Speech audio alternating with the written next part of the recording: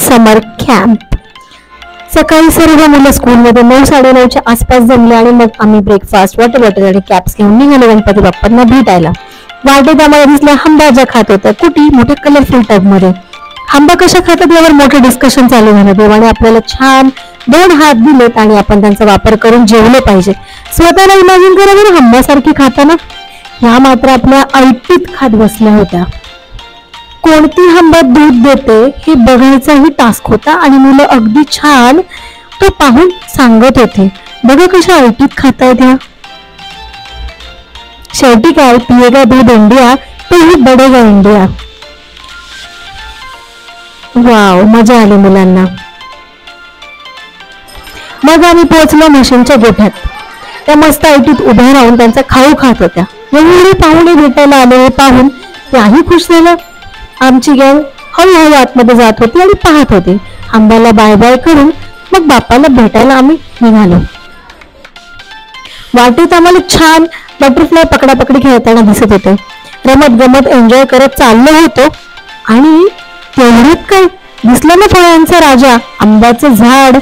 मग आम्ही खूप साऱ्या कैऱ्या मोजल्या आणि आमची पलटण नाचत परत पुढे बाप्पाकडे निघाली.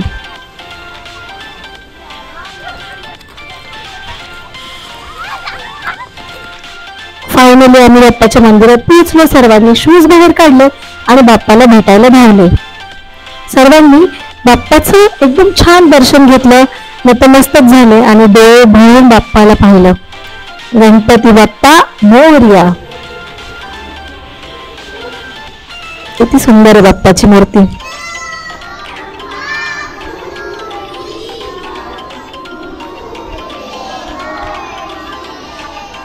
खाली बसून हात जोडून गुरु ब्रह्माची प्रार्थना पोरांनी केली.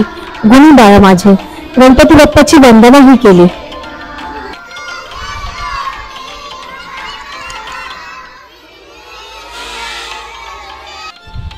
आता मात्र जबरदस्त भूका लागल्या होत्या सगळ्यांना. सगळ्यांचं टिफिन्स आम्ही आमच्या बॅगमध्ये कॅरी केलं होतं, कारण ह्या चिमुकल्यांना कुठल्याही प्रकारचं ओझं नको. मस्त सर्कल बनवल्याने टुनकन उडी मारून सगळे ब्रेकफास्टला बसले. जेवणाआधी देवाचे आभार मानायचे म्हणून आम्ही वदनी कवळ म्हणून खायला घेतलं. सर्वांना हेल्दी ब्रेकफास्ट आणायला सांगितल्यामुळे फ्रुट्सला जास्तीत जास्त हजेरी लावली होती.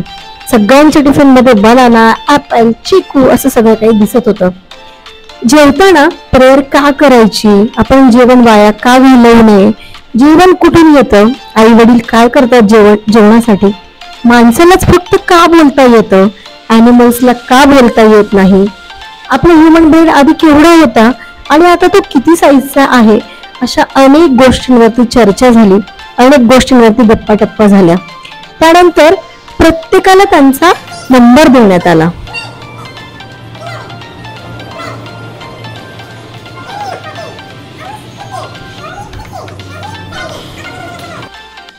ब्रेकफास्ट संपवून आम्ही साईट सीन केलं. छान झाडं, एक जोरात पळत जाणारी खारीताई, झाडावर बसलेले 2 गप्पा मारणारे पक्षी, शेणाचा भला मोठा ढीग, असं सर्व काही आम्ही अगदी उत्साहाने बघत होतो. काही जण कट्ट्यावर चढून तर काही जण माकडासारखे लटकून सर्व काही पाहत होते. मुलांची क्युरिओसिटी आणि ऑब्झर्वेशन मध्ये हातभार लावण्यासाठी हा खटाटोप. मग आमची पलटण अगदी मजेत रमत गमत पळत खेळत पुन्हा स्कूलकडे निघाली. चेहऱ्यावरचा आनंद तर पाहण्यासारखा होता त्यांच्या. त्यानंतर आता वेळ होती आमची मॅजिक बघायची, कारण आम्ही सुरुवात करणार होतो ते सायन्स एक्सपेरिमेंट्सला. पाऊस कसा पडतो हा प्रश्न अनेकांना सतावत होता. थोड्या गप्पा गोष्टी चालू होत्या. एक ग्लास घेतला, शेविंग फोम घेतला आणि मोठा इंजेक्शन पण घेतला. आणि तेवढ्या त्यांचा उत्साही उमेदवार जो स्कूलला यायची म्हणून 6 वाजताच उठून बसला होता, त्याने छान उड्या मारल्या आणि फ्रेश झाला. पाऊस कसा पडतो ही पूर्ण सायकल त्यांना एक्सप्लेन करून सांगितली. सनच्या एनर्जीने वाफ कशी बनते हा प्रश्न पडलाय का? पुढे बघत राहा. एका काचेच्या ग्लासमध्ये थंडगार पाणी घेतलं, शेविंग फोमचं झाकण काढलं आणि फस फस फस फस फस करून तो फोम पाण्यावर टाकला. गार्गीने तर तोंडावरच हात ठेवला. फोम कमी पडला म्हणून अजून फसफस केलं आणि आता बराच फोम तयार झालेला होता. मस्त ढग झाले होते. आणि मग आता वेळ होती ती ढगाला फोडून मस्त पाऊस पाडण्याची. आणि मग त्याने दिलं की ब्लू कलरचं इंजेक्शन. ढगफुटीच झाली आणि मुसळधार पाऊस पडला. सगळे मस्त पावसाकडे बघत होते. रिया पण छान बघत होता पाऊस कसा पडतोय. पण सूर्य वाफ कसं बनवतो हे पाहिलं नव्हतं ना, म्हणून त्याचा डेमो दाखवला आणि मग मुलांना समजावलं की इव्हॅपोरेशन कसं असतं. गरम गरम पाण्याची वाफ त्यांना मस्त स्टीम दिसत होती आणि त्यामुळे त्यांना इव्हॅपोरेशनची कन्सेप्ट ही क्लिअर झाली.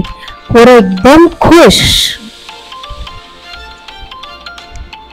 सगळ्यांनाच पाऊस पाडायचा आनंद घ्यायचा होता. ढगांच्या पोटात इंजेक्शन देऊन त्यांना रडायला लावायचं होतं आणि ह्यांना मात्र ते रडताना पाहून हसायचं होतं. घोर कलियुग बाबा. जोकचा पाठ, पण मुलांना सर्व कॉन्सेप्ट छान समजावून सांगण्यात आल्या. ढग कसे बनतात, पाऊस कसा पडतो आणि बरंच काही. काही जणांनी तर अति उत्साहामध्ये पूरच काढला. मी करणार मी करणार मी करणार म्हणून आवाजांचा कडकडाटच चालू झाला होता. मुलांना पाऊस पडायला इतकी मजा आली की कंटिन्यू पाऊस पडणं चालू होतं.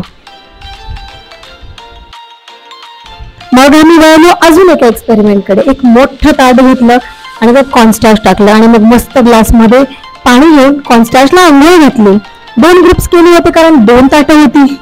पोरांनी आता त्या कॉर्नस्टार्चला ढवळ ढवळ ढवळ ढवळलं. थोडीही दळ आली नाही त्यांना त्या कॉर्नस्टार्चची. कॉर्नस्टार्च मग रुसून बसलं. पोरांनाच त्रास द्यायला लागलं. पटकन काही भाऊ हातातच येईना. पोरं मात्र फार चिकट. कसं बस त्या कॉर्नस्टार्चला हातातच घेतलं. पण हातात घेतलं की कॉर्नस्टार्च मात्र जीवच द्यायचा. पोरांना फारच मजा आली आणि ही जादूच वाटू लागली. त्यामागचे वॉटर मॉलिक्युल्सचं सायन्स ही त्यांना एक्सप्लेन केलं आणि मग त्यांचे सगळे डाऊट्स क्लिअर झाले.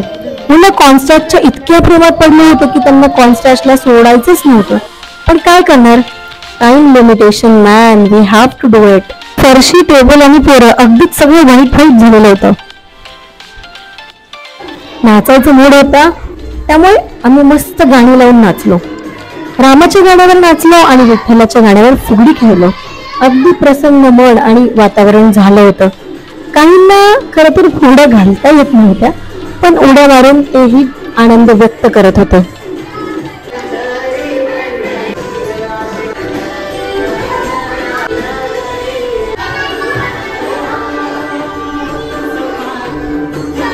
खूप मजा केली पोरांनी, खूप मजा केली.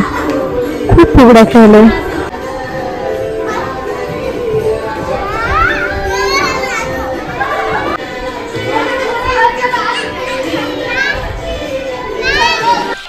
आता खरं तर कलरिंग टाइम होता त्यामुळे आम्ही मस्त भारतीय बैठक घातली. Paint brushes, acrylic colours, pencil colours, sketch pens घेतले आणि कलरिंगला बसलो.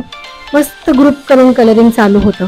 काहींना छान कलर जमत होता, पण काहींसाठी ब्रश पकडणं अगदी नवीन होतं आणि त्यांनी पहिल्यांदाच हातात ब्रश घेतल्यामुळे त्यांची एक्साइटमेंट खरं तर गगनात मावत नव्हती. त्यांना क्रेयॉन्सनी कलरिंग करणं नको होतं, तर त्यांना ब्रशेसच हवे होते आणि ॲक्रेलिक कलर्सनीच त्यांना कलरिंग करायचं होतं. त्यामुळे छान कलर केला त्यांनी. एवढी एनर्जी यूज केली आणि ऍक्टिव्हिटीज केल्या म्हटल्यावर भूक लागणार ना. मस्त झाडाखाली चटई टाकून भारतीय बैठक घालून देवाचे आभार मानून जेवायला बसलो. त्यानंतर झाडावर माकडासारखं चढून उड्या मारणं, फोटोला पोज करणं, रेस्ट करणं सगळं काही चालू होतं. झाडंही अजून सुंदर दिसू लागली होती, जणू काही ते पोरांमुळे आनंदीच आहेत. झोक्यात बसून झुलायचे दिवस यांचे. किती ती मज्जा. असं वाटत होतं आपणही लहान व्हावं आणि यांच्यात बागडावं. आता पोटोबा आणि थोडा खेळोबा पण झाला होता. मग आता आलो क्राफ्ट कडे. क्राफ्ट साठी लागणारं साहित्य देण्यात आलं आणि क्राफ्ट कसं करायचं हे समजवण्यात आलं. पानांपासून क्राफ्ट. आमच्या एका बाळाला प्रश्न पडला की पानाला वास का येतोय. वास घेऊन पाहिलं तर ओव्याचं पान होतं. वाह, काय ते निरीक्षण. मग सर्वांनीच वास घेऊन पाहिला. क्युरिओसिटी यार. क्राफ्ट काय हे समजल्यावर गेली ना ती चिलीपिली पळत पानं आणायला. अगदी भागम भाग चालू होती पानं गोळा करण्यासाठी आणि क्राफ्ट करण्यासाठी. मुलांना पानापासून एक छान फ्रेम तयार करायची टास्क दिलं होतं आणि त्यासाठी ती मुलं अगदी इकडे तिकडे पळून झाडांची पानं तोडत होती, पण अगदी प्रेमाने ते झाडांचं पान तोडणं चालू होतं. त्यांनी एकही पान वेस्ट नाही घालवलं. एकदम मस्त पळत होते, येऊन पानं स्टिक करत होते. जो तो आपल्या क्राफ्ट मध्ये मग्न होता. त्यामुळे अगदी छान क्राफ्ट मुलांनी तयार केलं.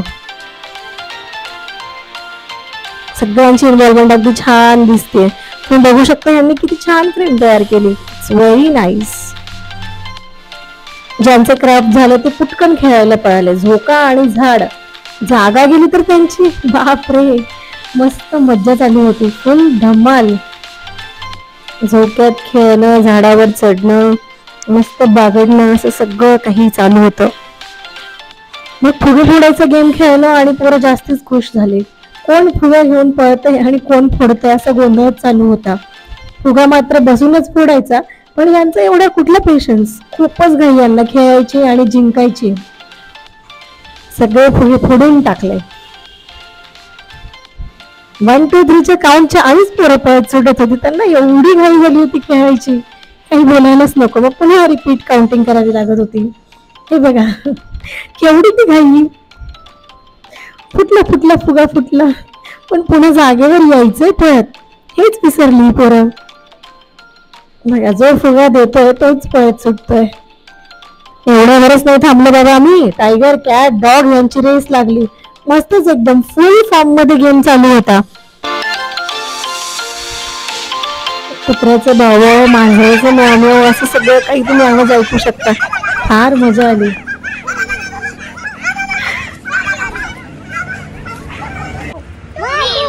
आता मांजर दिसते, मांजर आली आता.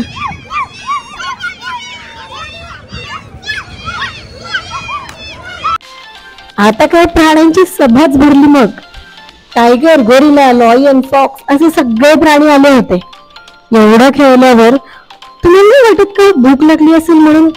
किती ती दमछाक, किती तो खेळ, किती ते पळणं. मग मस्त चॉकलेट सँडविच वर ताव मारला सगळ्यांनी. कांदा, टोमॅटो, कैरी टाकून मस्त भेळ बनवून खाल्ली आणि मग यांचा पोटोबा जरा शांत झाला. चॉकलेट सँडविच इतकं टेस्टी लागत होतं आणि भेळ मस्त लागत होती, कारण भूकच तेवढी लागली होती, ऍक्टिव्हिटीज तेवढ्या झाल्या होत्या आणि मुलं दमलीही तेवढीच होती. पण प्रत्येक मूल हे एनर्जेटिक दिसत होतं अजूनही. पाऊस पडल्यामुळे छान चिखल झाला होता आणि चिखल फेस्टिवलच चालू झाला होता आमच्या इकडे असं वाटत होतं. मग काय जी पकडापकडी चालू झाली यांची, काही बोलायलाच नको. शेवटपर्यंत पकडापकडी चालू होती, बराच वेळ चालू होती. आणि मग अशा प्रकारे आमचा समर कॅम्पचा 1 दिवस यशस्वीरित्या पूर्ण झाला. मुलांना घरी जायची इच्छा नव्हती, पण दुसऱ्या दिवशी लवकर यायचं होतं. त्यामुळे with full energy, full charge होऊन त्यांना निरोप दिला. तुम्ही कुठे जाताय? अजून 1 दिवस बाकी आहे. बघा पुढच्या भागात.